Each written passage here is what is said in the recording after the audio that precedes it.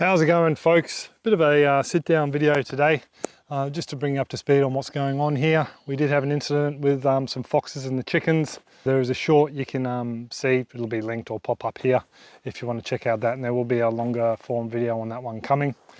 Now, yeah, this video is about the tractors, as the title suggests. We did put a call out on our social medias asking for anyone who may have a heads up on family or friends that may be wanting to dispose of a tractor. Bianca and I have been looking now for weeks online, marketplace, Gumtree, auction houses. A few people have suggested different auction houses, so thank you very much for that.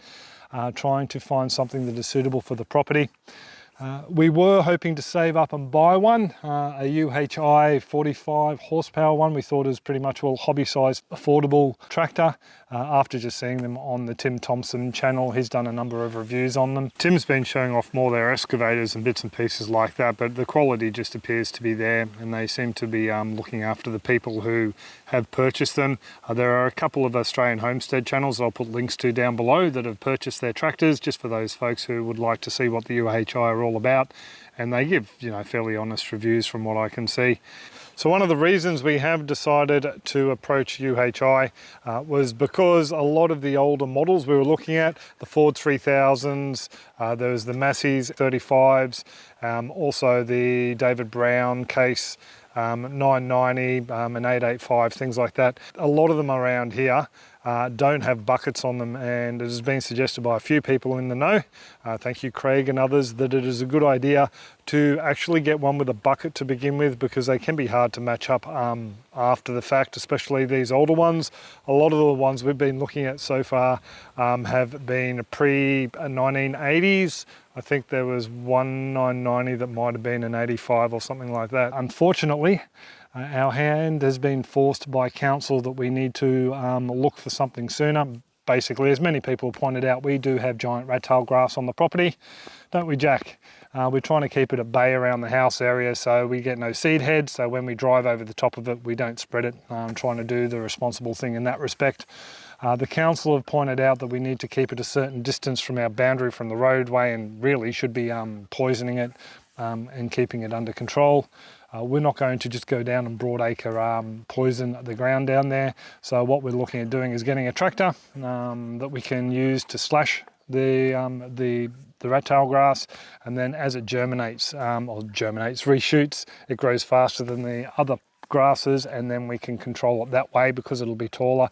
We can do a selective herbicide if we go down that path, or we can just continue to mow it. We've actually noticed that around the house here, the more you mow it, the less vigor it has when it comes back, and we're looking at trialing a few different alternate methods to try and keep it under control.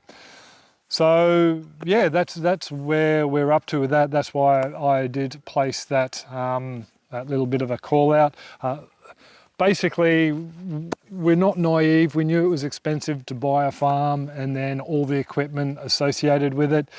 We were banking on the fact that the previous owners said there was no rat-tail grass. We knew there was some. We didn't think it was in the amount that it was. We thought some of those clumping grasses may have been something else. Yes, we were naive in that respect.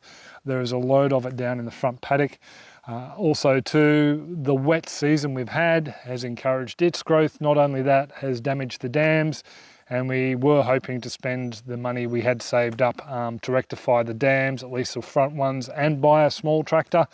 But yeah, it's just the electrical issues with the house, Jack being bitten by the snake. We have just been, yeah, slowly milked dry of our reserve funds, so to speak. Now, this isn't a call out for sympathy or cash, or I'm not about to start a GoFundMe or anything like that. I just want to let you guys know where we are on that side of things.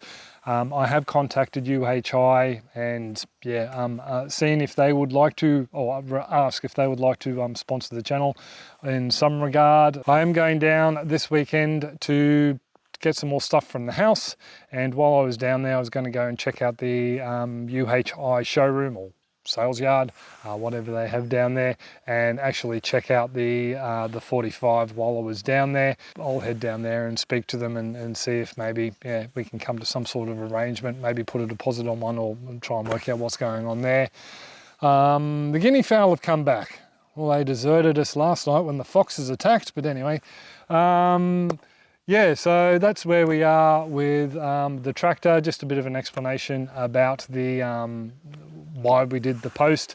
And for all you folks who are supporting the channel, thank you very much. Those funds that you guys send through do go into a separate account for these sort of things. So we really do appreciate it. There are links below if you are curious about the supporters bits and pieces.